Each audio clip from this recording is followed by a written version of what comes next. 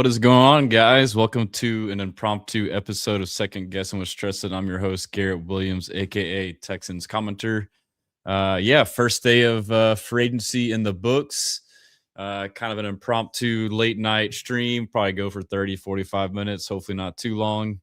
Voice is kind of raspy. I don't know why. I haven't really been talking all day, but been glued to my phone. So um, it'll be good to kind of chop it up with you guys and see the reactions. I feel like it's kind of 50-50 right now. I feel like most people are probably in the middle, but I know some people are not happy. I know some people are thrilled. I kind of obviously get both sides. I understand the offensive line concerns, but you know, I know people don't like to hear it. Just a reminder, there is still time. There are still options. So I've been telling myself that too, like, let it play out. But end of the day, too, like I don't really get into trying to tell people how to fan. Like we all think differently and view things differently. So that's good. That's fine. That's the whole beauty of being a fan, whether it's guys you acquire, team construction, play calling, the games itself, players, like we all see it differently. So shout out my guy Callie Cow. Shout out Jason DeGeorge. What's going on, brother? Brandon says was hoping they would draft a safety opposite Bullock for 2 years.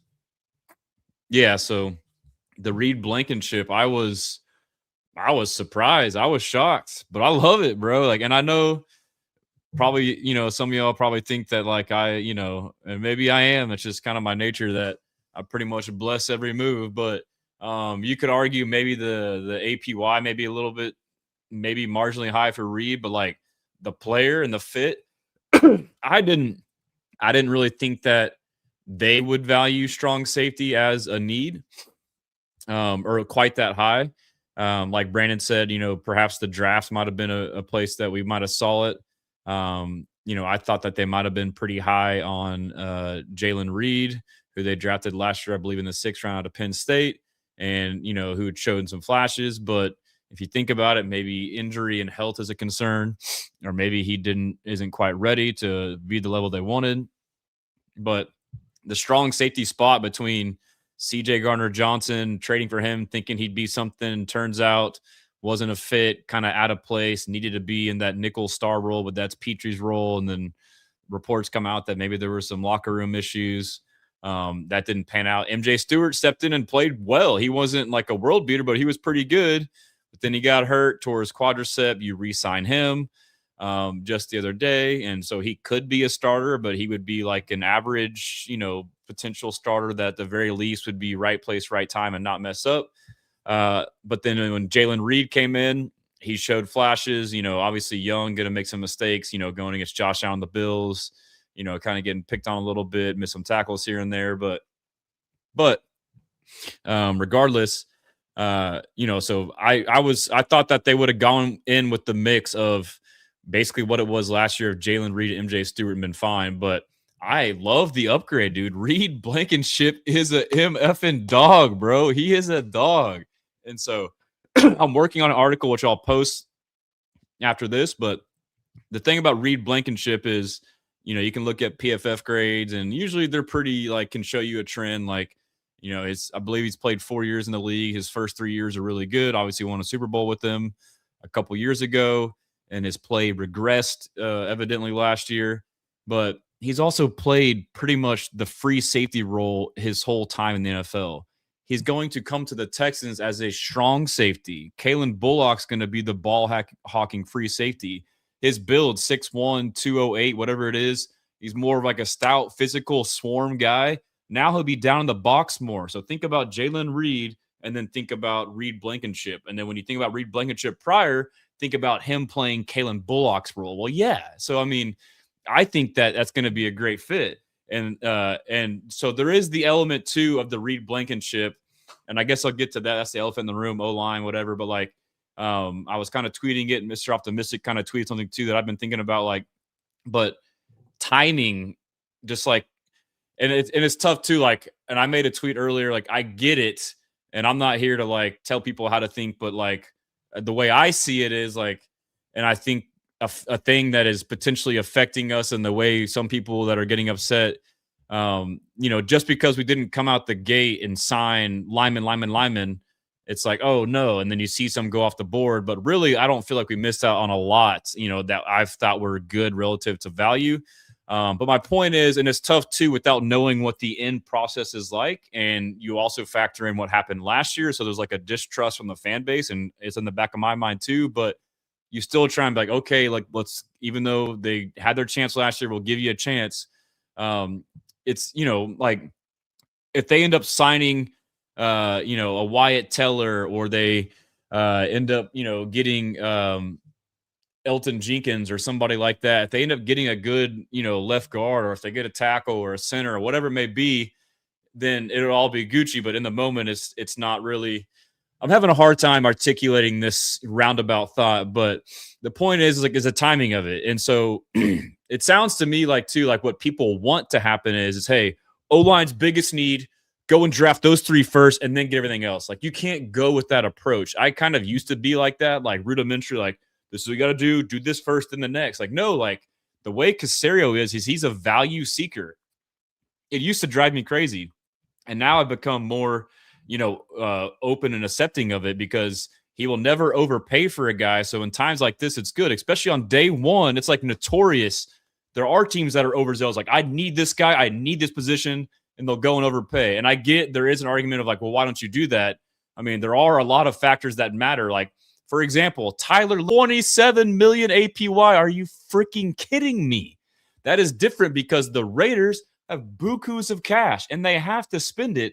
So they're like, screw it. Like, we want this guy. We're just going to throw a crazy number out there. And they probably overpaid. I wouldn't imagine anybody else was close to that. They probably overpaid by a decent amount. So, but not every team is a tanking team coming out of a tank with a lot of cash. Like, we are a contending team. We just re-signed a bunch of players. That's a whole other thing too, is, the re-signing. I'll get to that. But we just re-signed a bunch of players. And so we can't just go after Tyler Lindenbaum because we think I need a center and go and do that first and just pay. And then now it's not good business. So like, you can still get good deals. And yes, it may suck. You may lose out on some guys because other teams are more aggressive and overzealous and have more funds to do so. But like the overall approach, like if we have, hold on, I need to get a sip of water here. I already got a little bit of cotton mouth. 1 second here. There we go. The point I'm making is, let's just say we have 3 needs going in the draft or free agency. Let's just say it's interior line, which in this case it's multiple spots, interior D line, and let's just say another one is safety. Like, let's just say, because we kind of did those 3 moves. And so like, does the order matter? Does it matter? Like, because one is the biggest, do you have to go get that first? And if you use that thinking as like, this is our biggest need, go and get that first, don't worry about any other position, and then it makes you make an irrational decision. You're not going to get the best value. You're going to overpay. You're going to get someone you may not like the best. Whereas if you're just like, hey, here's all of our needs, and here's what we're looking for, these players around these values, these are all potential fits. Similar to the draft, we like all these guys. Instead of this round, we like this guy at this price. We like this guy at that price. And you stay to your plan and your formula, and like, oh, okay, I want Linderbaum, but oh shit, the Raiders are getting 27. Okay, yeah, okay, fine. Let's like it then. We still got other guys here. And so you stay and you let it come to you. And like, yes, it can be frustrating, but I think it's been a good approach. So I had a hard time articulating that, and I still don't know if I did. So let me get to some comments real quick. Let's see. El Heiss says, to be honest, I kind of feel like Nick wasn't going to do things in the first day. Jason, I get Elton Jenkins draft OT, DT, OC, offensive center, I think he means. Khalil, stoked that we got Blankenship, perfect swarm guy. So yeah, like, just because we didn't fill every O-line need and then got Blankenship before that, you can't let that let you piss on that deal. Like, judge that deal independent of that, because the other things haven't happened yet. And then if later, when it's all said and done, we haven't addressed, then you can go back and say, criticize it. But like right now, independently on its own, it's a good freaking signing. It's a great signing. Don't let the other, projections of what will and could happen affect that. Like, independent, standalone, it's a great signing. So that's the timing mechanism that I'm trying to point. too. So shout out Texans takeover. Long message, but I feel like the fan base is really pessimistic. Picked up a new starting safety, big need, and retained 2 starters.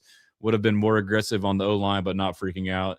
First off, shout out Texans takeover. He's worked with me over here on the site, which we can get to in a second. But if you haven't seen it, it's been very useful, and the traffic has been up, and we appreciate you guys using it. But we have a cap calculator, which he's been on updating pretty much right away. And you can kind of tell if a guy, you'll see the roster too. So if there's like a new acquisition like Reed Blankenship and you're trying to see if the cap number reflects that, if he's not on the roster, then he's probably not updating that number. And then also too, the details of the contract don't always come out like exactly what the first year cap will be. So it's kind of tough to do that. But then we also have a free agency tracker, which tracked every move, which I'll go through here in a minute to kind of recap the day. But just on that note too, as far as man, I was out doing yard work today, and I feel like I got a bunch of like leaves and dust like in my throat. So it's sorry if I keep clearing my throat. But anyhow, so let's see. So the point I was gonna make too is, and I'm not here to tell people how to think. I'm gonna tell you how I think, and when I see certain reactions, like, I don't see why you do that. But so like for people that are pessimistic, I get it. I get the O-line, but what was the point I was going to make? We were creating long message, but the fan base is really pessimistic. My other point too is like, I think there's a lot of like psychology to this, and I understand and admit this too. We're all guilty of it. Like, just like the draft, like we like to play GM because we're fans. It's our team. And we go and say, okay, here's the problem. This is what we're doing right now. This is what we do. We talk about opinions and analysis.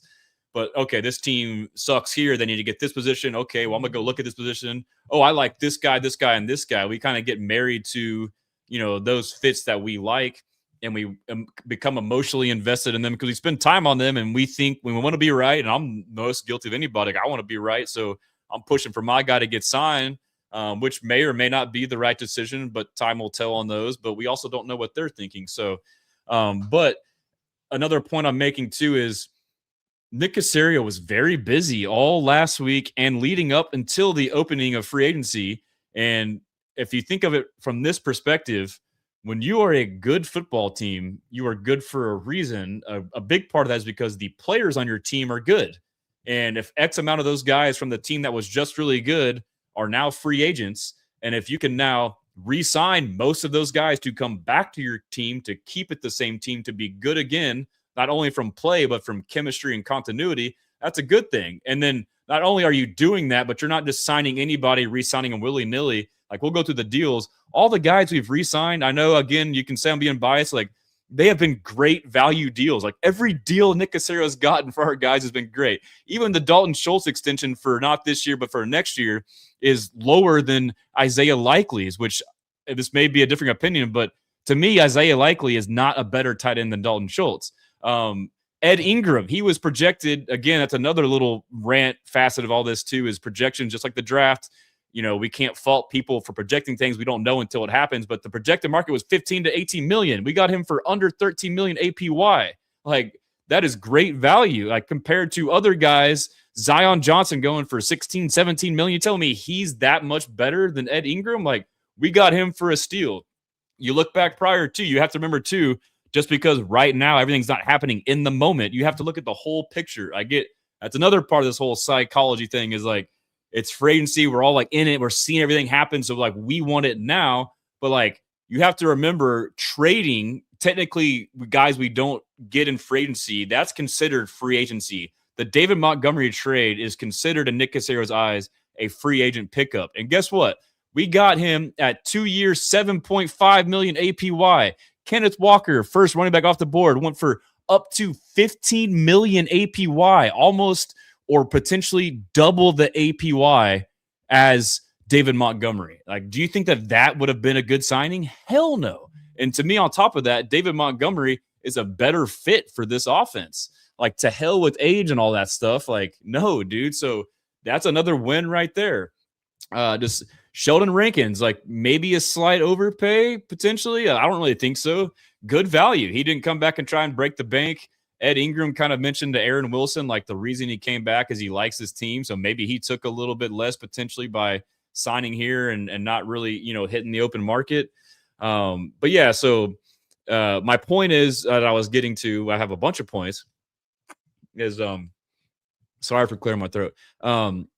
Re-signings, I feel like we psychologically, I'm guilty of it too, and like have to remind myself, like, don't count them as signings. It's the same shit. Like, just because they were on the team and you re-sign them and they aren't a brand new guy doesn't mean that they shouldn't count towards free agency. Same as the trade for David Montgomery. And so, like, I just said, like a hypothetical, like, what if Ed Ingram, the exact same player, had a good year last year, was on a different team, and we signed him for that same contract? Would our view of how that move and how the overall day went be different? I think yes. And part of it too is because we also want new shiny toys. Like, that's part of the excitement. Like, you don't want to run it back with the same stuff, even if it is the best thing. It's like, as a fan, like, oh, new player, I get to learn about him, does this, do that, got a new personality, get to watch interview clips, all that good stuff. So I think that's a big part of it too, is like, we're underweighing re-signings like they don't count. They absolutely count, bro. So so there's a lot of elements there too. I had more, I'll come to them, but Hourglass says Reed Blankenship is a huge upgrade. Oh, dude, he is gonna be a stud, bro. And if anything too, like, that's, I mean, if you're asking me, who, it's one thing is evident: defensive player acquisitions, free agency or draft. We know who's doing those moves. That's DeMeco. DeMeco's like, I want that MFer. I want him. The only one that was CJ Gardner-Johnson, he didn't do. Evidently, he didn't even know about it until after. Man, my throat is so messed up. I'm sorry. So that one was like a trade, was different, but like free agent signings and draftees, like, these are guys like DeMeco is like, I want this guy. And so if we know anything, DeMeco Ryans has a freaking eye for defensive talent. So, I mean, we already know Reed Blankenship how he is. And if DeMeco Ryans thinks that highly of him, it's going to be a great fit, dude. MMA gods, Blankenship and Ingram are good deals. Many people overacting. So, yeah. And again, too, first day, we're all amped up. We're excited. We're seeing, signings left and right, left and right, left and right. And it's like, but again, like, we traded prior, we already re-signed a bunch of guys. So like, the amount of signings we have are minimal. So if you have fewer holes now, whereas you're the Titans and you have like a shitload of holes and a shitload of cash, you're like, F it. So like, we're in a different boat. So let's see here. You have fewer holes and you have less money. So you can be more picky on getting the best deal now. And let's see here. Eric Mitch Brown, just like the Colts overpaying for their own receiver. Yeah, Alec Pierce got what, 28, almost $30 million, what it was. And supposedly he got offered more and stayed there for less. So Texans takeover, I understand, but it's day one, not the end all be all. Still a contender and are strengthening the best unit in the league and still have money to go get O-line, hold your horses. Yeah. And that's the other thing too. So again, our cap calculator right now, I think we were like 14, and after Reed, we're probably down to like 8 or 6 potentially. It's all projections and estimates, but we saw last week Caserio make all this cap by extending players, cutting players, restructuring players. We still have plenty of those options available to now create more money. And so the thing is, you do it as you go. Like, now as you start to deplete, okay, well, we'll get some more. And then you don't want to overdo it, and now you're just stuck with it. And so Life of Colby says, you think we can get Wyatt Teller still? I was thinking, I am, like, y'all know, like, I'm trying not to be so rudimentary and closed-minded, but, I've been looking at it like, okay, we need a left guard for sure is our biggest need right now. Wyatt Teller is a guy who's played right guard his whole career. And so with that, I'm like, I don't know. I'm not going to rule it out.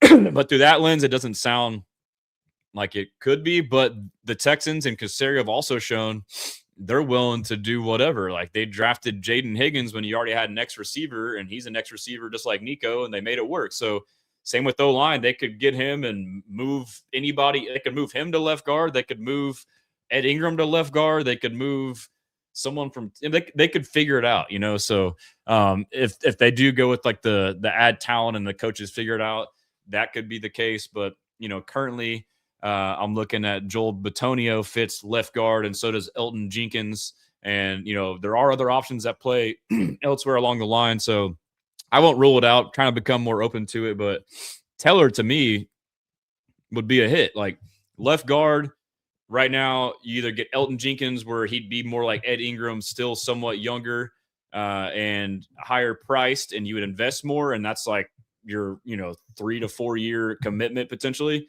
Or you go with a veteran who's a 1 to 2 year deal, a stopgap, who can, at the very worst, be a solid starting left guard for you. And then you draft his underling who can, just like how it worked out last year at left tackle. You had Cam Robinson at left tackle, Ursary behind him. You planned on Cam Robinson starting and getting okay left tackle starter, but then all of a sudden, boom, Ursary evolved and stepped up and became the starter. So that could happen. And if you get someone who's a cheaper veteran, 8 to 9 million, I mean, that's not cheaper, but I mean, it's not terrible relative to other positions. You can afford to eat that. Like, okay, if he does get beat out now, we're not as worried. But, so that would be the ideal scenario for me there. And then Brighton Ryan, Reed was a great value signing, frees us up in the draft. I love how one of our Ingram's reasons for saying was the culture. Yep. Tony Yayoid on Facebook. Will Jalen Smith play this year? We need a third corner. Yeah, I mean, I believe he had his surgery, late in the year, and he should be fine. Big Fat John said, good take. Why do you have cottonmouth? I always get cottonmouth from rants on here, but it's because I've been doing yard work and I feel like all that freaking dust, dude. And it's like I need to clear my throat and I just can't do it. It's so frustrating. Brandon says Elijah Vera Tucker signing with Patriots. Yeah, let me know if we got any news today. Been glued to my phone. I'm sure we all have, dude. It's addicting as hell. You just never know when that next vibrator buzzes and you get Texans news, and then there's like a lull, and then you kind of notice like spurts too, like for lunch, like all the activity went down and it started kicking up again. I love it, dude. It's the best. It's the best. Like, it also sucks because I am not present at all with anyone. I'm like, I am locked the hell in. And then I'm also like creating content on it too. So like, boom, article, all this crap. So no more Tremont Smith if Lass or Sting misses snaps. Yep, that would be nice for Jalen Smith. Let me mute the mic so I can clear my throat. 1 second. I don't want y'all to hear me do some nasty. That might have helped. All right, that'll hold me over for a little bit. All right, Eric Garza. It's a great defense already. D wasn't our problem. Always been the O-line. I agree. But yeah, think about that, dude. It's real quick. You already had the best defense in the league that was borderline historically great, but the offense held them back from really, being a great team to be called a historically great defense. And now you just added to by far the best secondary in the league, in my opinion. You have Kalen Bullock at free safety. You have Reed Blankenship at strong safety with Jalen Reed and MJ Stewart as a backup. On the outside, you got Hawk and Locke, Kamari Lassiter, and Derek Stingley Jr. I'm sorry, Hawk is up top. Well, you got All-Pro Sting, and you got Kamari Lassiter, who could and should be an All-Pro. So should Kalen Bullock. You also have Jalen Smith, who we talked about as a backup rotational third corner. Hopefully he's healthy and stays healthy. And then you have Jalen Petrie, who should be an All-Pro, as your nickel, who's basically a linebacker. I mean, dude, it's freaking insane, dude. And let's see. Brandon Caserio really dropping a deal on us at 4 a.m. Yeah, that's wild, bro. That's so wild. I woke up like 6:37, kind of early for me, especially when I'm staying up late, grinding content, and then given the time change too. And I was like, man, I already missed it. Like, I'm already behind the 8 ball. But it is kind of nice though when you wake up and you got news, and it's like you just wake up a little more naturally when it's like some exciting Texans news. So Big Fat John, pregnant for Pregnon 2026. I like it. And so that's like, I get the frustrations and all that stuff, but like, to me, there's still options. There's still, 3 to 4 viable options in free agency. And then there's still 3 to 4 pretty legit viable options in the draft. So I'm not freaking out yet. I'm going to give it some time. I get it if you are, but I would just encourage you, just hang in there. I know it's hard to trust the process after last year, but they've conveyed and signaled that they will. But the other thing to think about too is if Nick Caserio is done and doesn't do anything else, and we're screwed on the O line and has the same approach as last year, and we lose in the same fashion as last year, his ass will be on the hot seat. Like, and I'm pretty sure he probably feels that and is aware of that. So that's like in the back of my mind to counter these like thoughts of like, oh, he's gonna do it again. Like, well, like, I mean, if he does, he's a dumbass. He's really playing with fire here. So let's just. I'm sure people have kind of settled down a little bit, but let's give it some time. But let's get Joel Bitonio, free agent center. I would say Ethan Pocic, I believe is how you pronounce his name, Pocic, from the Browns. He would be solid. And so I know people were upset when we didn't get Cade Mays. We talked about Tyler Lindenbaum going for crazy money. Tyler Biads, whatever his name is, went to the Chargers before he was cut. So he was a street free agent and was able to be signed before free agency. Connor McGovern. Another thing, too, is like we also can't get mad at not signing guys that re-sign with their own team because they never hit the market. Like Connor McGovern got a deal from the Bills and wanted to stay there, evidently. We didn't get a chance to sign him, just like Ed Ingram. We didn't allow him to leave. So, I mean, I'm sure there's ways they can communicate and like convey like, hey, if you do go, we'll give you this, even though you're not allowed to. But I mean, you can't really get upset at not getting like a Connor McGovern. Yep. There's a Texans takeover, Ethan Pocic. And Elton Jenkins can play center. Evidently he's not very good at center. He's a better guard. This guy is as dumb as Caserio. Come on, Eric. Tony Yayoid sign a potential third corner. Ed Ingram signing was bigger than people think. Exactly. That's my point. Is like if he was on a different team, we'd be like, oh my God, we got that Ed Ingram guy from the Jags. Like he's so good. But because he's on the Texans, we're like, oh yeah, we got Ed Ingram. We got him on a freaking steal, bro. And he should only get better. It was his first year in this system and his second year now, so he should get better. Yeah, continuity.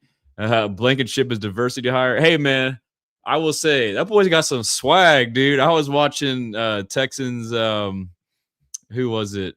My guy. Whatever. Well, I can't. I'm. It's been a long day. Anyway, I saw a video from my guy who posted the video, a highlight, and it's like him dancing and like goes in the highlights. But he's got some swag, bro. Reed is a dog. And all right, let's see. Read Facebook comment, or I'll switch over to YouTube. You should switch to YouTube if you want your comments. Instagram, I'm going to get to you. So Instagram, it's like a separate screen, but Facebook, YouTube, Twitter all shows up here on the screen. Can we get Joel Bitonio? I mean, I don't see why we can't, and we should. That's one of my top targets right now. Just subscribed. I appreciate it. Yeah, so subscribe to me on all platforms. It's either at Houston Stressans, STRESSANS, or Texans Commenter on Instagram, Facebook, YouTube, TikTok, Twitter. My website we'll go to in a second, HoustonStressans.com, free newsletter. I have like a forum on there too if y'all want to engage and have conversations on there. We have a bunch of tools and articles, a bunch of good stuff for you guys. Shout out OVO Swift, Manny D. I love your Houston Stressans takes, man. That's why I always retweet you. I appreciate that, bro. And we all think differently, but I sometimes overanalyze. Tony says, do a collab with Texans cap. I've talked with him. We're friendly. He's just a busy guy. Would love to. I'll have to maybe see if he's free again, but I'm sure he's even busier right now.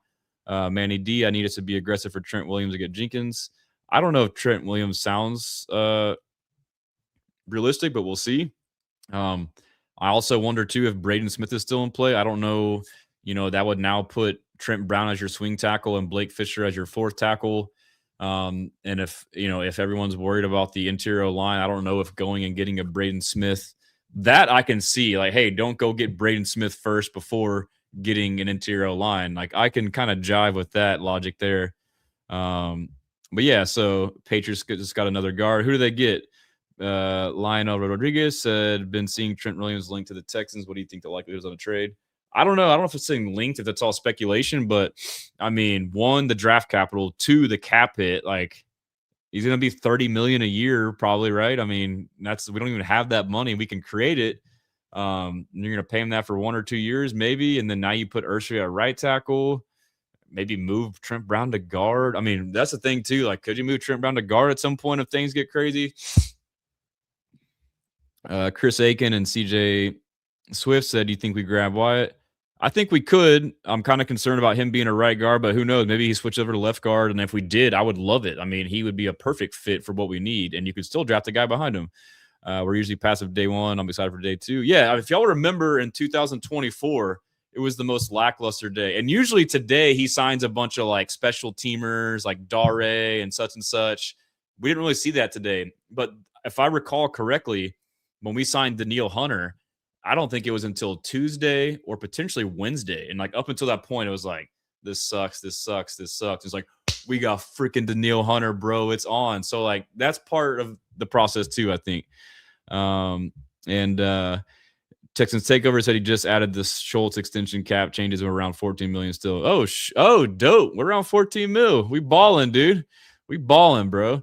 And he said the only annoyance from today was how public they were about addressing the O-line heavily, but then it felt redundant today, so still not worried. Yeah, so again, like I feel like there's the context of like it's the first day, we're all amped up. Like I don't know how y'all were like when that clock went down and like boom, it's on. It's like I got like a goosebumps and adrenaline. So like that's a factor too. It's like you just get excited and then you see stuff going on and you see guys that we like or you like or I like fly off the board. Oh, could have got him. But yeah, let me just I think what I will do first is go through the timeline. We kind of sorry for all this cluttering, decluttering, clear my throat noise, but I will share my screen and see if we missed any news kind of league wide, and then we'll go to the site and check some stuff out. But over on IG, I'm sorry, fam, on IG, I'm gonna scroll through and shout you guys out. Appreciate all of y'all. Man, y'all are blowing it up on IG. Shit. I don't know if I'll be able to get to all of them, but if you got a question or comment you want, Brandon Cross loves Jenkins at guard. Facts. Aiden, I hope we sign Rasheed Walker or Wyatt Teller, Daniil Hunter Lover. Hopefully we get one alignment tomorrow at least. Braden Cross tomorrow. Do you think we'll actually sign for the O-line? I mean, I hope so. Landon, thoughts on Reed signing? Love it. Shogun, Cheesem, are we good at receiver? Need backup for Tank? I think this has been my take. We need to go get freaking Keenan Allen, bro. Keenan Allen is really the only receiver that I'd like. Or hear me out, dude. Stephon Diggs. If Stephon Diggs clears up this legal trouble and now he's at a low price, like 10 mil, sign me up, bro. 1 year guaranteed deal. Come in, be that veteran slot again, the physical over the middle field presence. I'd be open for that, dude. That's with a lot of contingencies.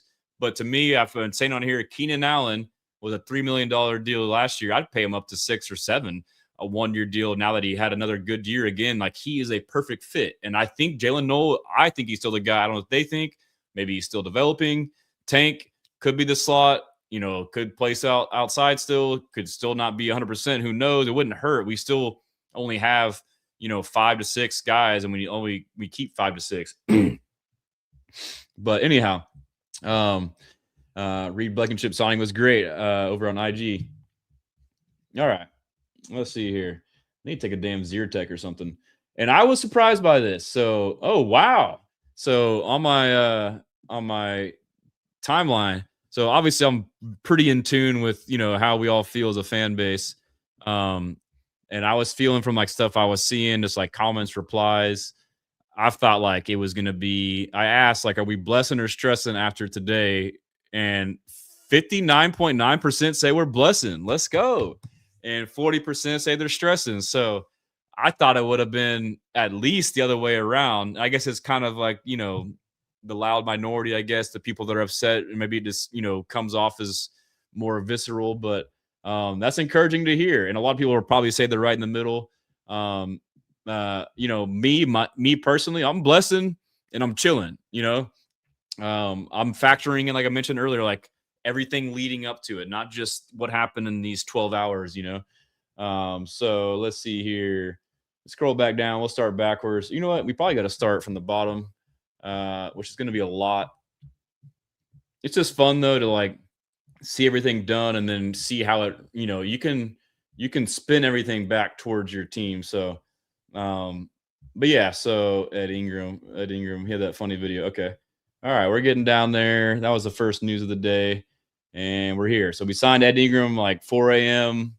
and it was 3-year, $37.5 million deal. Absolute steal, in my opinion. Obviously, he's not perfect, can improve on pass pro, but hey, is what it is. And then here's him on Instagram, which I thought was awesome. Sign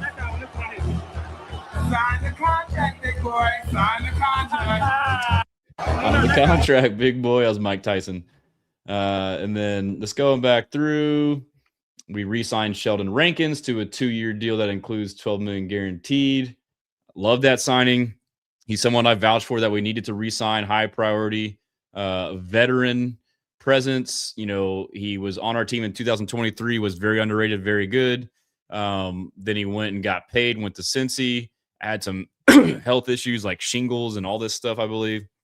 So he had, a down year, came back here, got healthy, back in a familiar system, balled out. Him and Will Anderson Jr. are like on the same page, like night and day, or, very tight. The continuity.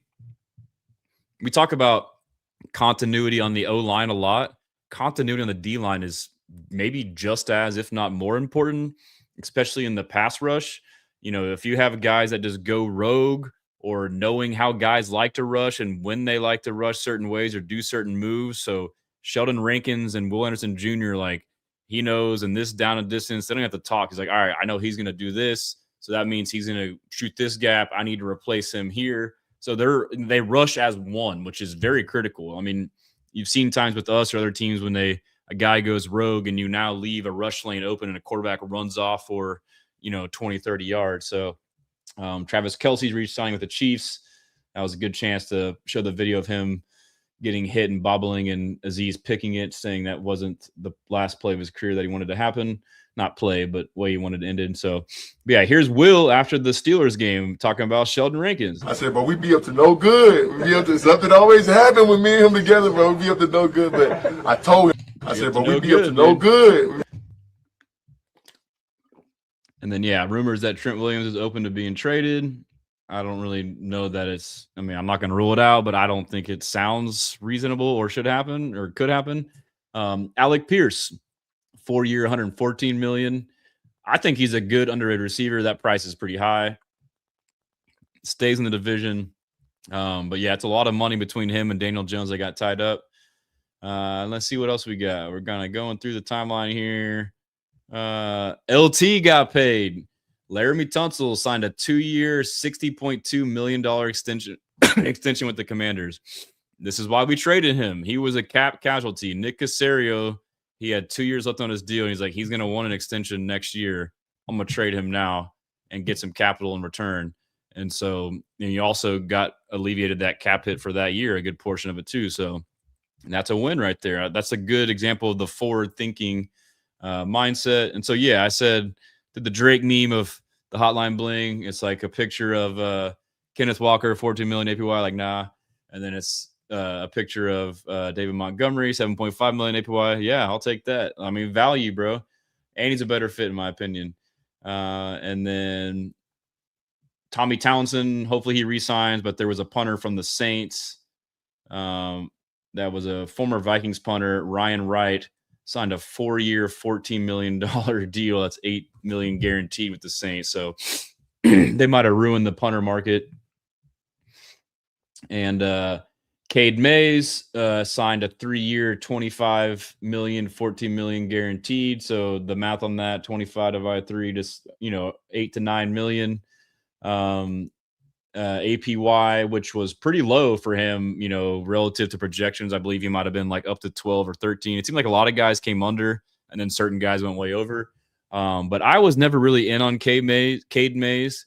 I think he's a good player, but like, I think he's too similar to Jake Andrews as far as level of play. Like, he wouldn't be worth going and getting to get a guy that's either at his level or just above.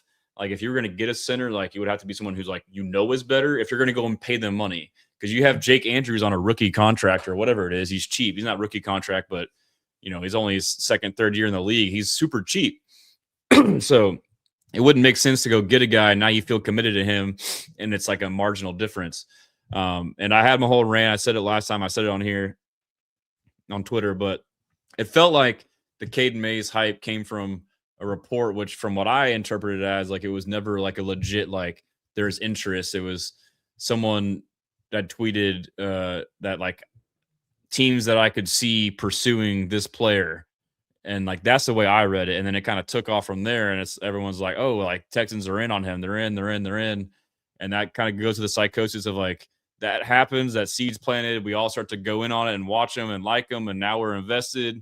And, you know, I did have the concerns too. Like, would he be a good fit coming from more zone scheme? Like, if you go and look at, like, the data and the snaps, he, in his whole career, has roughly the same amount of gap scheme snaps as Jake Andrews had in 1 year last year at the Texans. That doesn't mean that Jake Andrews is better, but he has more experience in it. And so that means that he's inexperienced in it, and it's kind of a wild card as to how it do. But then also, if you peel back the layer of the onion as far as the types of plays, they ran more, you know, power and counter, which is a different, like, we run a lot of duo, like double teams and downhill, which is different than those kind of gap scheme runs too. So it's like a subsect of that. And again, that doesn't mean that he wouldn't be good, but, like, there would be questions of how he would fit. Considering all of that, it didn't make sense for us to go heavily pursue this guy. Anyhow, it's water under the bridge. Whether you like him or not, he's gone. And yeah, we talked about Linderbaum. 27 million APY is insane. Travis Etienne went for 13 million APY to the Saints, which now puts Alvin Kamara in question. But to me, he's a very underrated back, and that's a kind of high number just relative to the position. And so, again, would you have Etienne at 13 million, or would you rather have David Montgomery at 7.5, which obviously the deal could get restructured, but it shouldn't be much higher APY than what it is now. I'll take David Montgomery for almost half the amount, bro. Mike Evans signed with the Niners. That was a cool signing. David Edwards, this one I can jive with. Like, all right, like, if you were, like, serious about going big or going home, then signing David Edwards at left guard, like a proven veteran guard who's been damn good his whole career. You know, not getting him there. I'm just gonna pull up my calculator because I don't feel like doing math in my head. 61 million over 4 years at 15.5. I would have paid that in a heartbeat for him. Maybe it's a little bit of a premium, but maybe they have other options they think they can get for cheaper. So, like, that one, I would be like, man, why didn't you do that one? But that's just one so far for me. And just going back through, Zion Johnson from the Chargers, dude, former first-round pick, got with the Browns 3-year, 49 million, dude. That's insane. Again, I'm going to pull up my calculator because I'm slow right now. Let's just do 50 divided by 3. Over 16 to 17 million APY. What? So now when you look at that and you look at Ed Ingram, would you put Ed Ingram on this guy's level, if not better? I would say yeah. And he's 12 to 13. This guy's 16 to 17. That's 5 to 6 more million APY. But because Ed Ingram happened the time that it did so early and he's a re-sign, we're like, meh. But then, like, dude, like, if you go back and look, like, yeah, dude, like, that's a freaking bad deal, good deal for us. Bad deal for them, good deal for us. God, I see a bunch of tweet notifications. Hopefully we're not missing any more news. Let me know if we're missing anything. Let's see here. John Franklin Myers, that would have been nice to have him. Interior defensive lineman from the Broncos. Wreaked havoc on us. He's from SFA, Axum Jacks. But I knew he'd be high. I didn't know he'd be this high. He was 3 years, 63 million again. I don't know why they just don't put the APY on there. They like to make us do math. That was an easy equation there, but 21 million APY, which I think he's worth it, but we couldn't have paid that to a defensive tackle. And he's going to the who is he going to again? Why am I tripping right now? Titans. Oh my God, he's going to the Titans. I just remember he's going to the Titans. So the Titans trade Tavondre Sweat because he's not a scheme fit for Robert Saleh. And they get their edge rusher, who's a above average edge rusher. Forget his name right now. Back in the trade that Saleh drafted with the Jets. And then they replace him with John Franklin Myers, dude. And now they have John Franklin Myers and Jeffrey Simmons on the interior. So we got to fortify our interior because we're going to play those guys twice a year. And the Titans, I feel like, have had a pretty good offseason overall. I'll get to that in a second. I think I do a tweet. But Charlie Kolar was a guy that a lot of us wanted as a potential blocking tight end, but he went for 8 million APY or 924 divided by 24-year deals for 3 years to the Chargers. That's, a little over 8 million. I mean, supposedly he's better as a receiver now, like upside, but like we couldn't afford 8 million to 9 million APY for a blocking tight end. Nathan asked our cap situation right now. It's 14 million. Go to my site, HoustonStressens.com, and then click cap calculator. It'll give you all that stuff. And then you can find ways to create more cap too. Arden Key was a guy that I thought we could potentially sign as like a DN3 to replace Derek Barnett, who sounds like he won't resign. And he signed a 2-year, $20 million deal. That would have been worth it to me. And he's going to the Colts, so he's still in the division. He's a good player. But yeah, so Titans offseason, Robert Saleh, which, he failed the first time, but he seems to be a good coach. The Jets were a dumpster fire. He's a good DC. We know that. Brian Daboll got hired as their OC. He's a pretty good OC. And then Jermaine Johnson was a defensive end I was thinking about they traded T'Vondre Sweat for. Signed Wan'Dale Robinson, who I think is a good underrated player. Signed John Franklin Myers, signed Cordell Flott, and then Alontae Taylor, 2 cornerbacks, which both of those corners are pretty good. But, you could argue a lot of these deals they did, they paid a lot of money. They might have overpaid, but they got a lot of money. So regardless, I thought they'd be good last year with Cam Ward. I think they'll be, a frisky team around 500 potentially next year. If not, who knows, potential back-end wildcard team. But Titans are growing up. Titans are signing everybody. So yeah, Elton Jenkins got cut, so he's now a free agent. Comp picks came out, no surprise. Texans got none. The Texans did then go sign defensive end Dominique Robinson to a 1-year, $4 million max per deal per league sources per Aaron Wilson. He was on the Bears. He was a former quarterback in high school and receiver at Miami of Ohio, I believe. And he seems like a high upside. I would, if I had to like guess whose role he's replacing, he'd be replacing the DN4 position, which was Darrell Taylor last year. And so someone that may not see a ton of snaps, but could thrive in this scheme, in this system. He seems to have the athletic ability. Texans Jacob posted like a montage of his pressures. He looked like to have a, pretty good, repertoire of pass moves. This one hurt. Tim Settle Jr. signed a 3-year, $25 million deal with the Commanders. I was hoping and thinking we might re-sign him, but at that price, dude, that's a lot. I mean, he signed for 8.5 million APY. We had him the previous deal for 2 years, 6 million at 3 million APY. So for him to go almost triple the amount and us to match, again, that's tough for us to do, especially with Tommy Togiai stepping up and becoming, in my opinion, a freaking superstar. With his absence. So it wouldn't make sense to pay a backup rotational defensive tackle that much money. So love Tim Settle, going to miss him. Happy for him. Great personality. Isaac Suamalo went off the board. Guard that a lot of us liked to the Cardinals, and it was for 31.5 million for 3 years. So roughly just over 10 million per year. Pretty good value. So we kind of got an idea now of the market on some of these guys. But he was a guy that, again, more zone scheme doesn't automatically mean he wouldn't fit. But if you look at his size and his profile, he seems like he's more of the agile guy, but he may have been a good fit here. Who knows? But regardless, he's gone. Just trying to get through some of these here. Yeah, the Reed Blankenship news. And I think we got most of the main stuff that we wanted to get to. Christian Harris signed with the Falcons, whatever. And then we got, let's see. We're almost done on there. I can get back to some comments. Yeah, there we go. And then let's see. Share this tab instead. Man, I need to take some medicine. My throat's getting sore. Hope I'm not getting sick. Randy Earl, it seems like guys are taking the money, but you can't blame them. Facts, dude. I mean, end of the day, dude, like, we always do this every year. My guy Andrew's texting me. Did I miss some news? Let's see.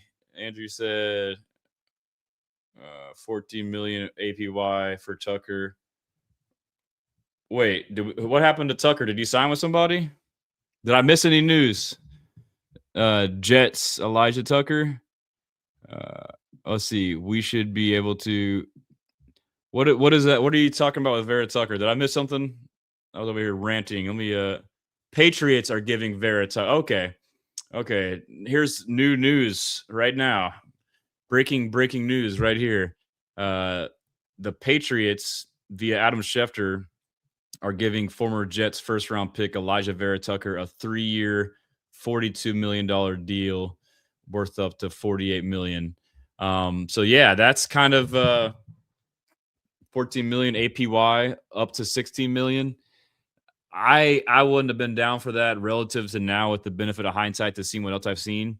I think he was like, I wouldn't say a flyer, but he also wasn't like a shoe-in for me. I think he was a pretty solid player.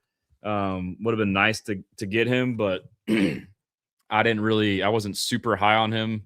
So yeah, I'm not really stressing, so to speak, about that, but I guess it can tell us more potentially about the market. So, I mean, it sounds like if we're going to get somebody, depending on who it is, it could be anywhere from 8 to 14 million if it's a lower end veteran, or if it's Elton Jenkins. Sounds like he might be a 15 to 16 million dollar guy, which I would pay that for him.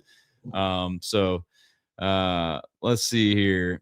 Brandon Blinn, what's your thoughts on Greenlaw? I know we're good at LB, another student of LB of DeMeco. No, we're good. I mean, you re-sign EJ Speed, so you got 3 linebackers that are solid in a 4-2 system where you only play 2, and Petrie's basically your third linebacker. Brandon says Chargers spending so much to get their run game going. Yeah, they're going all in on run game, which is what we can and should be doing too. I mean, that's the way it works, dude. Browns building an O-line for Watson is crazy. The Browns and their O-line decisions every year are crazy, dude. Like, and you look at all these free agents and like they're all Browns and they're all good. Like, how do they not work there? Like, y'all wasted them away. And then now the guys you trade for Titus and pay him a bag, and then you sign the other guy we talked about earlier. Michael says, wasn't Njoku signed? No, but I wouldn't personally be interested in him right now. And then Brandon says, remember everyone, we won't get our draft picks in free agency week. That is true. And then Colby says, you think Proctor will be that 28? Oh, he's asking Texans take over. That's hilarious. I'm good on Oliveira. Yeah, I'm good on Oliveira, dude. I don't need any Oliveira right now. I agree with that. But yeah, so let's go to, let me see. It would be nice. Shout out Jacob Goaded. Shout out Arsenio Peters. Are we going to draft heavy O-line? I hope so. But it would be nice. Maybe I'll try to do it to where it's maybe too late now, but we wanted to put into our cap calculator. We're having trouble figuring it out of putting in, I know there's like the stick to the model guy with like the be the GM, like where, because right now we have like where you can create cap, and then the next you can go to is, choose to re-sign our own guys. But to add other free agents would be the next step, which now it might be more feasible because a lot of guys are gone. And so, but it would be nice to like have like a list of like guys crossed off to see, remember like, okay, this guy's gone. He went for this, could have gotten him, which maybe we can find info on that and add that as a feature potentially. But yeah, so right now we're projected 14.39 million in cap. And so, off the top of my head, Azeez Alshire will and should get an extension. So like you pop that in there, it's the max, which depends on how many void years they add and how they restructure it. But we'll say it's the max. It could be $1 million or $2 million less, but hey, we just added $7 million. And then Will Anderson Jr. at some point will get extended. You'll get $4 million from that, up to $4 million potentially. I still think that even more so now, probably that Mario Edwards Jr. is a cut candidate. You just sign Sheldon Rankins, you sign Naquan Jones, you have Tommy Togiai. Maybe you keep him, I don't know, but he's made sense the whole time financially, and he's coming off injury, torn pec, I believe. Maybe we keep him, maybe we don't, but we'll just throw that in there. And I think we've already tapped out a bunch of these. So if you go on somebody like Danielle Hunter, we already tapped that out. We already extended him. So only option to do is to cut, which would be so dumb. So you don't do that. But just other guys real quick. I mean, Kaimi could get an extension, I think, and I think we should give him an extension. You save $2 million by doing that. I think we can and should do Stroud, but I don't know if they will or if he's willing. I'll get to that later. I'll kind of get a big article on that. But David Montgomery, he could be I guess we can't restructure. I don't know if we can restructure or not, but I'm trying to think who else. Let's see. Kaimi extension. Yeah, I mean, like Jarrett Patterson, who knows? You get depth, you could end up cutting him. That would be 3.6. I mean, I hate to say it, but cut or trade him, or you could cut or trade Xavier Hutchinson too, potentially. Guys with 1 year left on their deal that you probably don't see in your future potentially. Anyhow, but like now we have 32 million. Went from 14 to 32, which is a handful of moves. Then yeah, you can get like a report card. But Texans Takeover has been doing a good job. I kind of harass him, but he's been updating it as we go.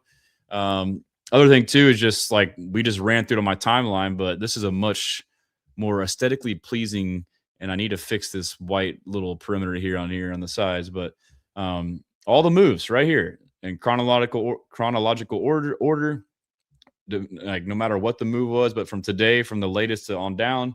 Reed Blankenship, 3-year deal, $24.75 million deal. Dominique Robinson, I haven't talked about him yet, or I did talk about Dominique Robinson. 1 year deal worth up to $4 million. Sheldon Rankins, 2 years, $12 million. Ed Ingram, 3 years, $37.5 million. Naquan Jones, 1 year, $2 million. EJ Speed, 2 years, $13 million. So like if you just look at that from Saturday to today, that's a lot. I mean, that's a lot, bro. But we're looking at this 12-hour window and not counting re-signings. Like we're just looking at, we got Reed and Dominic Robinson. Like, no, we got and Sheldon and Ed and Naquan and EJ. And if you go back, you got MJ Stewart. Okay. You got you re-signed Trent Brown. Don't forget about him. You got David Montgomery. So we've made a lot of moves when you look at the whole thing. So cap now projected, we don't want to say a number and be wrong, but 14.3 million. You see it right here at the top. So, but yeah, and also too, I've been writing the heck out of some articles. Check them out. I'm gonna do one on Reed. So I try and I want to be the news updater and do simple news ones, but my brain is I'm so over analytical and detailed that it's hard for me to do a simple one that I want to add more info. So the Reed one I'll try and finish here in a second or do in the morning. I'm going to add the news with some analysis. I'm going to dive into the points I've had on here that, hey, he was good there, but he was also free safety. Here's all of his snaps at free safety, box, strong safety, whatever. And then here's what it would be if he were to play the Jalen Reed role, which you would assume because Kalen Bullock's your free safety, stuff like that. So, but yeah, I mean, I got all the content here for you. I've been doing pretty good at sending newsletters. So press subscribe here for a free newsletter. And then on here too, it'll say log in. You can create an account. I'm going to try to start pushing this a little bit if y'all want to. Just create another community, but there's a forum on here. I wish it was like a Discord, like a chat. I'll see if I can get that, like an open log. But if you log in and then you can click on forum, you can go to, I don't know why it's doing that right now. It's not working. Why is it not working on here? That's weird. Well, anyways, it worked on, let's see. Okay. My profile. I need to look at that, but on the mobile, it works just fine. You click on it. It's like a social media little deal. I think it's there, but it's just not. I need to fix the mobile or the desktop. But anyways, you can interact on there and comment and stuff. You can create a profile and add all your info too. If you get a profile, you can use this as a link tree. You can get your own link, and then you can now copy and paste this link and put it in your bio and be here's all my stuff. And you got all your stuff right here. Here's my TikTok, I got my TikTok on there. So I just clicked on my TikTok. It's right there. Boom. So that's something there. And then what else was I going to talk about on here? We have the draft visits too, which will be coming up. Formal visits, informal visits, combine, shrine, senior bowl, 30 visits, all that stuff. And you can sort by positions and types. And those are all crowdsourced. If you go in there and if you see anything that we don't have and you've seen it, let us know. But I also have to, so I've had this the whole time, but now I'm starting to get traffic on here, because I have tools to keep people on here. But like, to me, this idea works, dude. Like, this is one giant ecosystem where you have everything you need. It's like aggregating everyone together. So this, like, if you go to the homepage, you can naturally scroll and like you'll have, I'll have endless videos here, articles. I need to change that. I have like my store obviously on the bottom, but you can do it up top. I embed my podcast from Spotify, Instagram, but like the store got a new Nick Caserio tee if you want to check it out. I know he's kind of pretty hit or miss right now, but maybe he'll make everybody happy. But like the videos tab too, I'm on YouTube and I make playlists and I embed them here. I need to fix that tab. So yeah, I guess I messed that up. I was messing around I'm not the one who made this site. My other buddy did. And now I've been trying to like edit stuff. But anyhow, there's like a videos tab where I'll basically like aggregate all the videos from YouTube and like put them in a playlist like Tank Dell, CJ. And like, if you want to watch videos on him or like you want to watch draft, you want to watch this and like anything Texans on there. But the last thing I would say, what else was I going to say on here? Oh yeah. I got to reorganize it, but it's right here. Creators. This has been here for a while too. Like everybody who's a Texans content creator, I haven't updated like in a year, but I put everybody in here. So that way, like you can find everybody. So like, it would be cool. Like, people are able to claim them, and like James from the bullpen, shout out James, has his profile. And like, if this became like a hub to interact and you could like embed videos on there, you can make a store, you can write articles. If you want to have premium content, you can do it on here. I won't charge or take anything. If you wanted to have like your own premium newsletter, like just enabling people and connecting the two. So let's see, 41 people watching on YouTube and only 15 likes. Everyone that hasn't hit the like button is free. I appreciate that. But yeah, so I think that's pretty much all I got. Any questions before I go? Impromptu deal. I'll try and go live again tomorrow if possible. But and I understand, like the frustrations, but I feel good. I feel like we're in a good spot. I feel like it's also too in these situations where I'm glad someone like Caserio is the GM, because I'm much more emotional and reactionary and not disciplined and not going by systems and structures and processes. Whereas he may be at times too much like that. But it takes a disciplined approach where I would be like, frick, they just took this guy out. I would probably act more out of reaction than what I want to do. So I would say that is a trait that we should relish right now. Appreciate it, Lit Station. Love your content, bro. Keep it up. Appreciate that. Gerald, go Commanders. Yeah, that's fun. And then wife of Colby, definitely gonna cop a few of them t-shirts for a season that could share a cert. Will go my rare airs, LOL.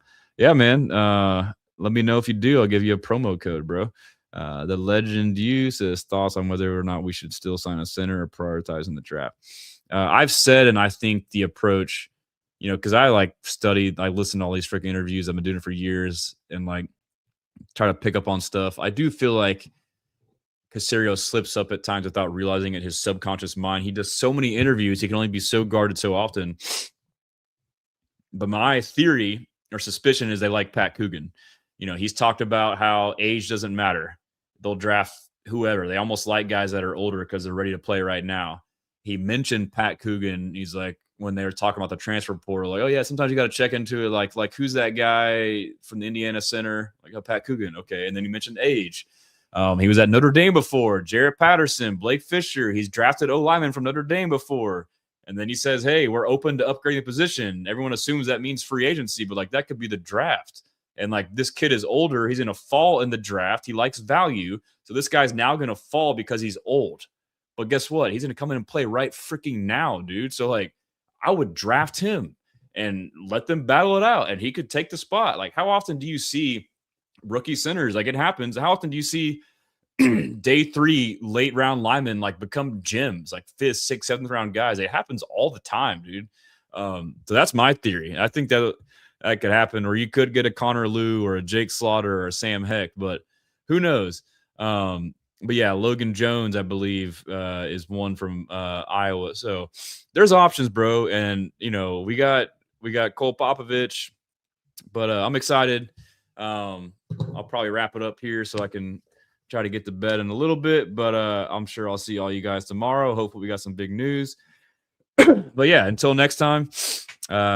If you ever got anything until then, just hit me up. But until next time, we blessing. Appreciate you guys.